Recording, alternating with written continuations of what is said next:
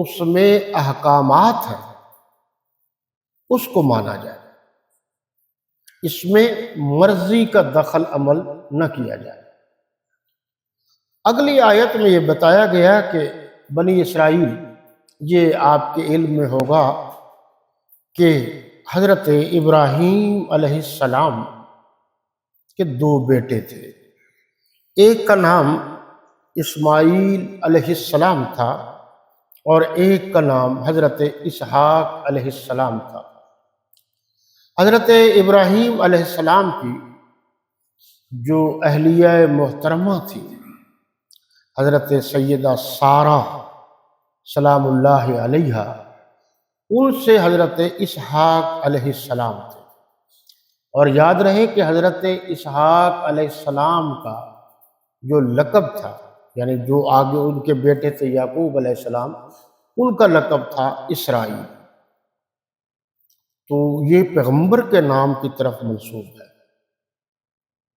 اور be be Hajra جو تھی حضور صلی اللہ علیہ وسلم کے جد امجد حضرت ابراہیم علیہ السلام کی اہلیہ محترمہ، ان سے جو بچہ تھا ان کا نام حضرت اسماعیل علیہ السلام۔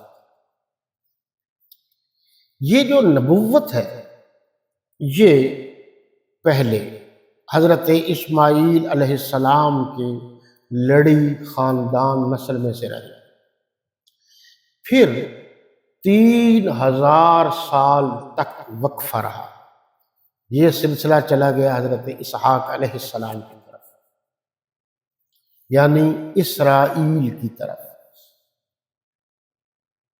وہ ہوا یہ کہ انہوں نے اس میں اپنی ذاتی طور پر دخل اندازی شروع کر دی، من مانی شروع کر دی، جو اللہ اور اس کے اس وقت کے پیغمبر کے احکامات تھے اس کی وہ تعمیل نہیں کرتے تھے۔ تو اللہ تبارک و تعالی نے فرمایا کہ میں نے اچھی طرح چیک کر لیا ہے، ادھر بات نہیں مان رہے، انہوں نے دوبارہ سلسلہ پیغمبری حضرت اسماعیل علیہ السلام کی طرف رکھ۔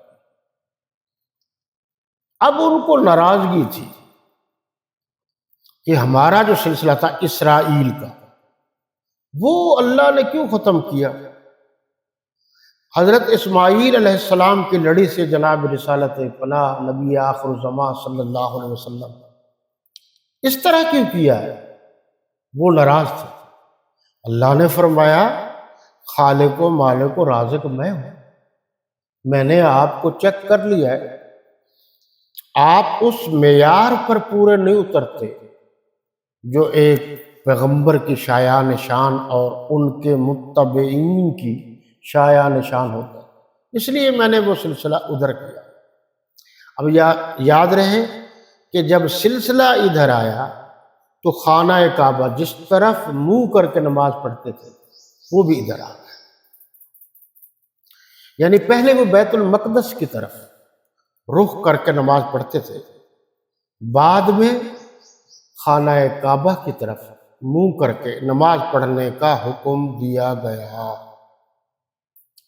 خانہ کعبہ، یہ یاد رہے کہ کم علمی کی وجہ سے ہم سمجھتے ہیں کہ ابراہیم علیہ السلام یا اسماعیل علیہ السلام نے بنایا، نہیں، خانہ کعبہ حضرت آدم علیہ السلام سے بنا ہوا ہے۔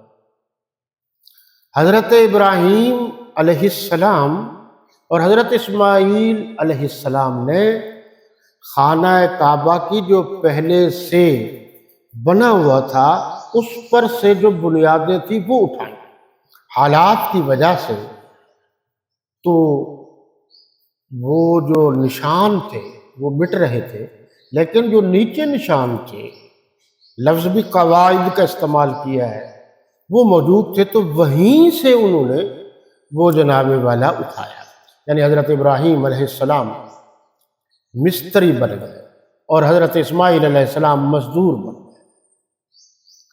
میں کہا کرتا ہوں کہ مزدوری عیب نہیں، مزدوری تو پیغمبروں کا شیوا ہے، دونوں پیغمبر تھے، باپ بھی پیغمبر تھے اور بیٹا بھی پیغمبر تھا۔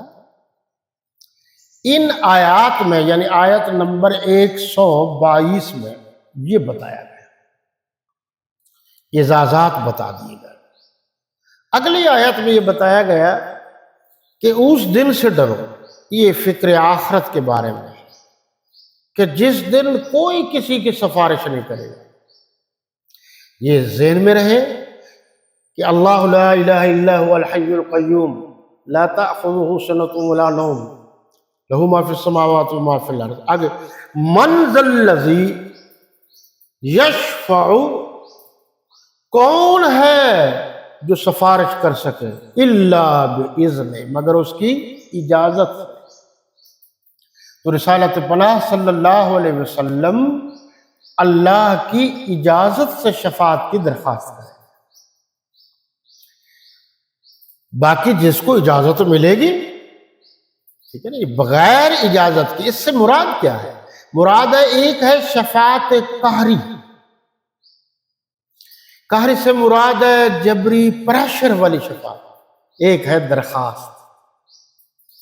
تو گویا شفاعت جو اللہ کے سامنے پیش کی جائے گی وہ عاجزی اور انکساری والی ہوگی، درخواست والی ہوگی، جبری یا قہری یا پریشر والی نہیں ہوگی۔ پریشر تو اس پر ڈالا جاتا ہے جو کم ہو۔ اللہ تبارک و تعالیٰ کی ذات خالق ہے، مالک ہے، رازق ہے، ارضیات کا خالق ہے، شجرات کا خالق ہے، السماوات کا خالق ہے، حجرات کا خالق ہے۔ وہ تو خالق کل شیء، ہر چیز کا خالق ہے۔ بس یہ لفظ بھی قابل غور ہے، جب اللہ ہر چیز کا خالق ہے تو اللہ کو بہتر پتہ ہے، کیونکہ اللہ کی جتنی مخلوقات ہیں سب میں سے سب سے اعلیٰ مخلوق انسان ہے، اور پھر انسانوں میں سے بھی اعلیٰ پیغمبر کی ذات ہے۔ یہ ذہن میں رہے کہ اللہ کے بعد ساری کائنات میں سے اعلیٰ و بالا پیغمبر کی ذات ہے۔ جو شخص ذات رسالت صلی اللہ علیہ وسلم کو اپنے جیسا سمجھتا ہے وہ غلط ہے۔ قرآن میں یہ لکھا ہوا ہے کہ یوحیٰ الی، ہم نے آپ کی طرف اس انسانیت کے سردار کو بھیجا ہے جس پر ہم نے براہ راست وحی کی ہے۔ ہمارے ہاں کمزوری یہ ہے کہ اپنی مرضی سے بات کرتے ہیں۔ قل سبحان ربی هل كنت الا بشرا رسولا، یہی لفظ بھی بتا رہے ہیں کہ اللہ وہ ہے جو ہر چیز سے پاک ہے، اور اللہ فرما رہے ہیں ہم نے پیغمبر کو بھیجا ہے۔ ہمارے ہاں تھوڑا سا جذباتی انداز میں کہہ دیا جاتا ہے کہ بشر کو بھیجا ہے، تو آگے تو لکھا ہوا ہے بشر الرسول، عام بشر نہیں ہے، میں نے تو اس کو رسول بنا کر بھیجا ہے۔ پیغمبروں کا ذات رسالت صلی اللہ علیہ وسلم کی بات کر رہا ہوں، یعنی اللہ کے بعد جناب نبی آخر الزمان صلی اللہ علیہ وسلم کو ساری کائنات پیغمبروں، نبیوں، انسانوں کا سردار بنا کر بھیجا۔ تو سردار سردار ہوتا ہے۔ کہیں فرمایا یوحیٰ الی، ہم نے ان کی طرف وحی کی ہے۔ تو وحی اللہ کی عام انسان کے پاس نہیں آیا کرتی، اللہ وحی اس کے پاس بھیجتا ہے جو اللہ کا منظور نظر ہو، جو پیغمبر ہو، اور جس کے سر پر نبوت کا تاج سجا دیا گیا۔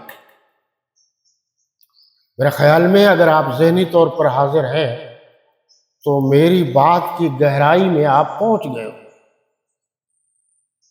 اور وہ یہ ہے کہ وحی عام انسان کے پاس نہیں آتی، اس کے پاس آتی ہے جو اللہ کا پیغمبر ہوتا ہے۔